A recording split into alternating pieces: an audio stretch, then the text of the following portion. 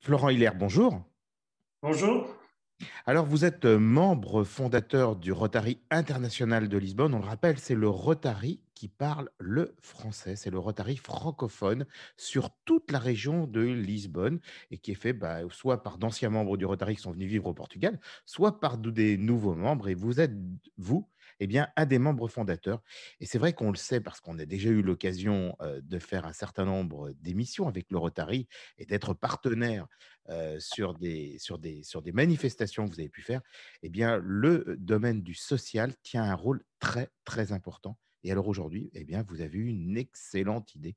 Et j'aimerais que justement vous puissiez nous en parler. Fort volontiers. Comme vous le savez, je crois que la plupart des auditeurs savent aussi, ce club Rotary Lisboa International francophone a été créé il y a maintenant 5 ans à l'initiative de Jean-Pierre Bloch, son premier président. Et il a pour but, comme objectif principal, d'aider la communauté francophone à s'insérer dans son nouveau pays d'accueil, le Portugal, et principalement à travers des actions de solidarité avec la communauté locale qui, il faut le reconnaître, nous accueille particulièrement bien. Donc Alors, voilà. alors justement, je sais, Florent, que vous avez présenté une idée au club qui est originale et j'aimerais bien que justement vous puissiez nous en parler parce que là, on va toucher quand même au social et vous avez plein de choses à nous raconter. Oui, oui, oui. C'est vrai que quelle est la genèse de cette idée? Bon, vous savez que les clubs Rotary en général fonctionnent en organisant des événements culturels, des concerts, des événements sportifs. On a fait des tournois de golf, on fait des rallyes touristiques, des visites culturelles, enfin tout ce qui permet d'avoir un échange entre d'un côté l'apport culturel et d'un autre côté la compensation économique qui fait que les fonds récoltés nous permettent de financer les actions caritatives des associations que nous soutenons. Donc, comme vous le comprenez aisément, en cette période de crise sanitaire, on ne peut plus faire la même chose. Depuis maintenant de nombreux mois, on ne peut plus organiser de concerts, on ne peut plus faire de rallye, on ne peut plus rien faire, plus faire de tournois de golf. Et donc, oui, il fallait se réinventer. Donc, l'idée a été de dire, bon, attendez, les Français connaissent tous ce qu'est un téléthon. Eh bien, on va faire un mini téléthon Rotary qu'on a baptisé Rotary Live Solidario. Et en quoi ça consiste? C'est simple, vous allez vous connecter le jour J, en l'occurrence le 15 avril à 18h, et vous allez pouvoir assister à plein de choses. Pendant 45 minutes, vous verrez d'abord en live avec des gens en vrai, mais aussi en vidéo. Vous allez voir les actions que nous avons accomplies depuis 5 ans. Vous allez voir les associations qui vont vous parler de ce que nous faisons avec eux. Vous allez entendre des témoignages de personnes qui ont bénéficié de ces actions et je peux vous assurer que certains témoignages sont tout à fait émouvants. Donc voilà en quoi ça consiste, mais sachez une chose, c'est que vous n'allez voir que des sourires, vous n'allez voir que du positif. On a choisi de ne pas vous montrer la détresse, la misère, la tristesse des gens qui souffrent, qui sont dans la souffrance. On a voulu, au contraire, montrer le bon côté des choses, le résultat de nos actions. Alors, ça dure 45 minutes, c'est pas non plus très, très long, mais ça sera très dense, très, très, très condensé. Vous allez voir beaucoup de choses. Et pendant ces 45 minutes, eh bien, vous verrez apparaître des numéros de téléphone auxquels vous pourrez envoyer vos promesses de dons, comme dans un téléthon, par SMS ou par WhatsApp, ou également par mail si vous le souhaitez. Vous pourrez faire vos promesses de dons. Et cela nous permettra évidemment de continuer nos actions solidaires. D'accord, donc ça veut dire que, en fait, pendant 45 minutes, vous allez nous présenter toutes les actions sociales que vous avez mis en place, essayer de nous faire vivre un petit peu celles-ci d'une manière positive, comme vous l'avez dit, et au fur et à mesure, les gens vont essayer, enfin, en tout cas, le but, c'est que les gens, par WhatsApp, par les SMS ou autres, vous fassent des promesses. Donc, fassent des promesses de dons. Ça peut être quoi? 1 euro, ça peut être 50 euros, ça peut être 100 euros. Chacun fait comme il veut, comme il l'entend. Exactement comme on fait au Téléthon. Absolument. Et il n'y a pas de petits dons. Il n'y a pas D'accord? non plus d'ailleurs de dons trop Oui. importants. Hein. Ce qu'il faut bien savoir, c'est que, comment dire, Mais alors, cet argent que vous allez collecter, oui, c'est un point important. Les gens aiment bien quand même savoir quel va en être l'usage ensuite. eh bien, là, chaque euro collecté Oui, ira entièrement à une des associations que nous allons vous présenter.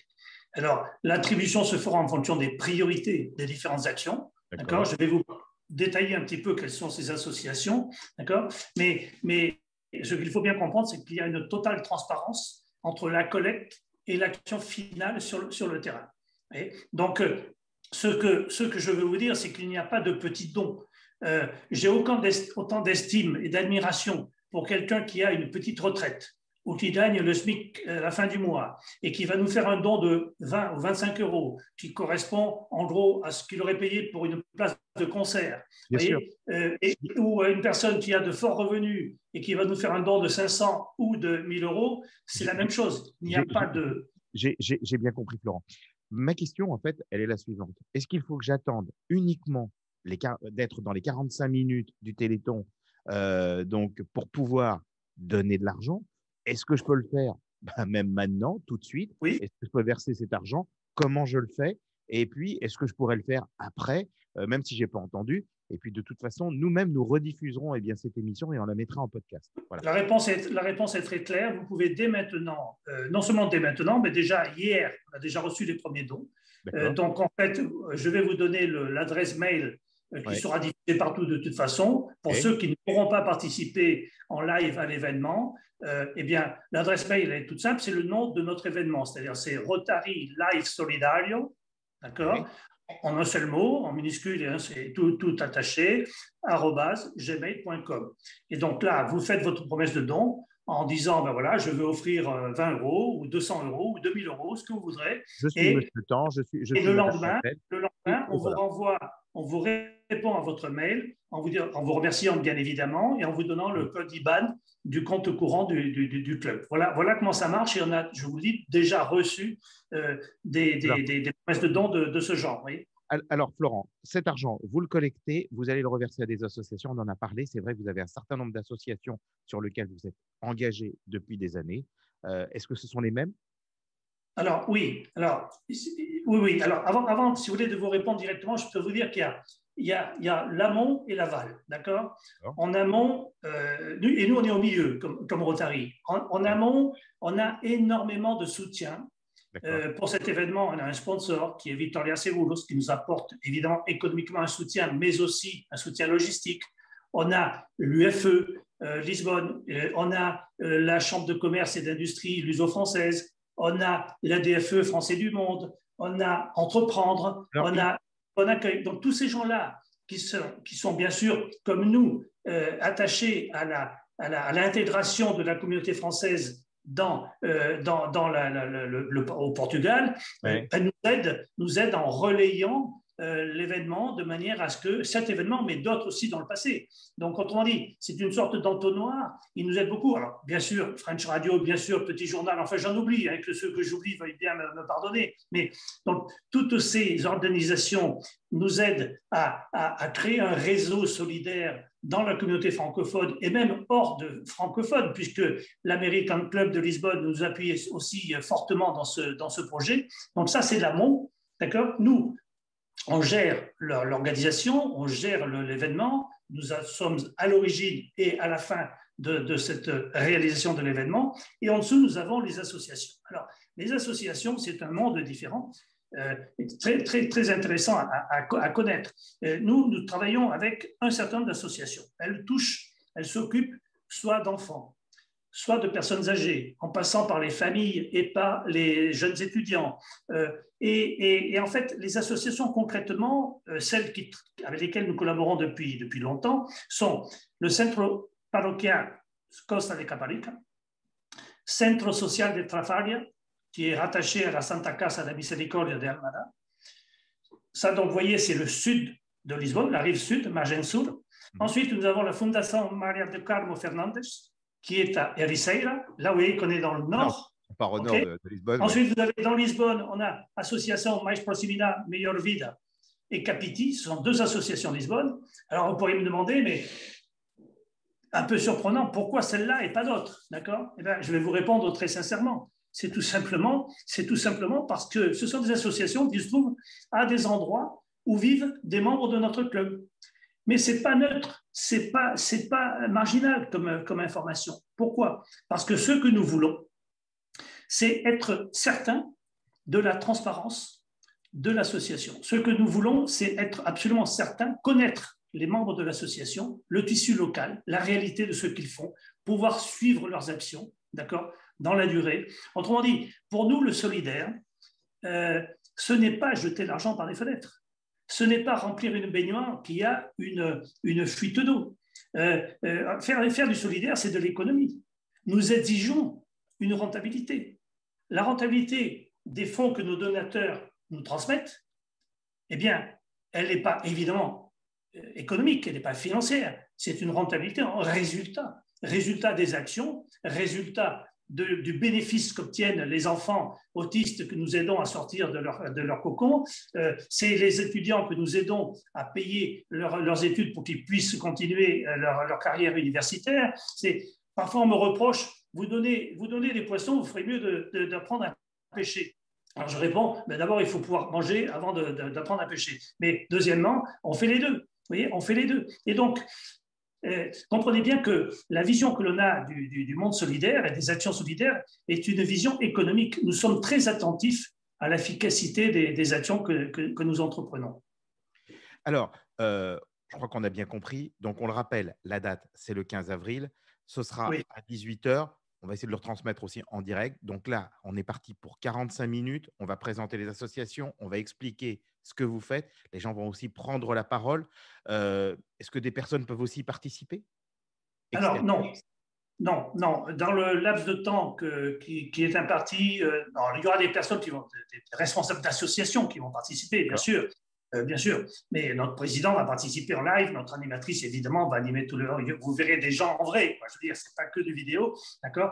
Mais les auditeurs, les participants ne pourront pas participer. Ils pourront poser des questions, d'accord, mais ils ne pourront pas participer en live. Ce n'est pas une réunion Zoom, c'est un webinar, d'accord, pour reprendre les termes d'aujourd'hui, ok. Et donc, en fait, concrètement, je peux vous dire comment ça va se passer, comment ça doit se passer. Vous avez dû tous, enfin tous nos auditeurs ont dû au moins voir une fois un mail leur indiquant l'invitation, le document d'invitation pour participer. Dans lequel il y a le lien en disant vous inscrire. Si vous ne l'avez pas vu, écoutez, allez sur le Petit Journal, allez sur le site de French Radio, allez sur les sites de la Chambre de commerce, allez sur les Facebook, sur les LinkedIn. Enfin, on a tellement arrosé que je pense que la plupart des Français vivant au Portugal ont dû recevoir au moins 3 ou 4 sollicitations pour cet événement. En tout cas, ce que vous êtes en train de nous dire, Florent, c'est soyons le plus nombreux possible à nous connecter. Voilà. Bien sûr. Il n'y aura pas de limite. Plus on est nombreux, mieux c'est. Absolument. Plus on fera vivre cet événement et plus on lui donnera véritablement de l'importance, sachant que c'est un rôle très, très important que vous jouez au quotidien. Et justement, moi, j'aimerais, pour finir, que vous puissiez peut-être même un petit peu nous expliquer un peu le sens de votre démarche, la démarche d'un rotarien, parce qu'on pourrait se dire que c'est vrai que dans la tête des gens, on se dit toujours le Rotary, c'est des gens aisés qui se font un petit peu plaisir en mettant un petit peu d'argent. Voilà. Moi, j'aimerais bien que vous nous parliez un petit peu peut-être de votre expérience personnelle. Je vais le faire, Thierry, sans problème. Et avant, je voudrais juste terminer sur le processus d'inscription, parce qu'il n'est pas aussi simple ce qu'on pourrait penser. Vous avez reçu, vous allez voir le document d'invitation avec un lien d'inscription. Vous cliquez, vous vous inscrivez. Vous recevrez automatiquement un mail automatique qui va vous dire, vous confirmez votre inscription, va vous demander simplement votre nom, votre prénom et votre email, bien sûr. Et vous allez donc recevoir ce mail de confirmation. OK.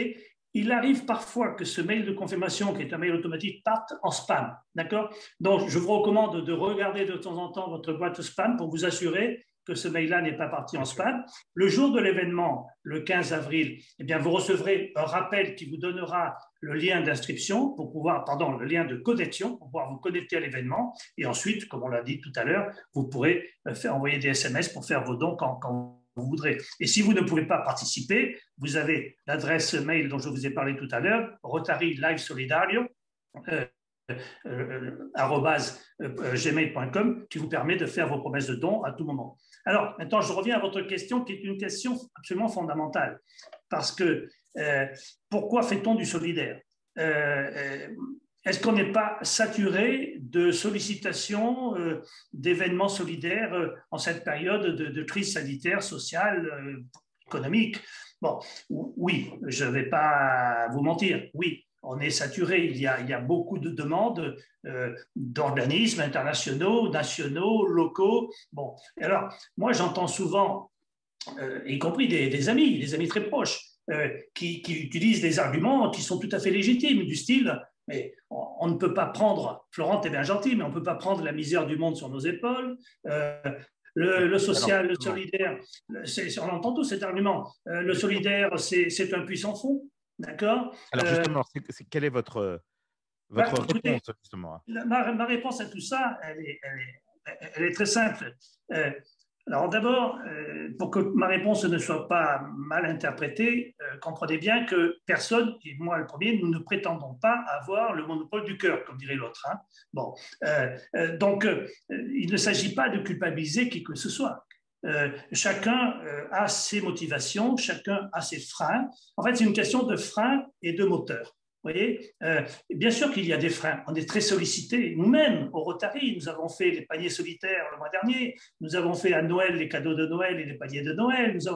On n'arrête pas de faire des actions de ce genre. Donc, moi, les moteurs maintenant, quels sont-ils?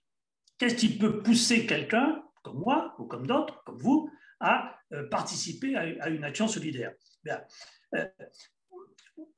Dans les moteurs, il y a, alors ce sont des sujets très, très, très personnels, hein, bien sûr, mais comprenez bien que nous sommes tous à des degrés divers capables d'éprouver des sentiments de compassion ou d'altruisme, d'accord? C'est dans la nature humaine, ok? On se préoccupe d'autrui, ok? Bon, mais le vrai sujet, celui qui m'intéresse le plus, c'est comment passe-t-on du sentiment à l'action? Quel est l'élément déclencheur qui fait qu'on décide de faire un don économique? Alors justement, de donner du temps.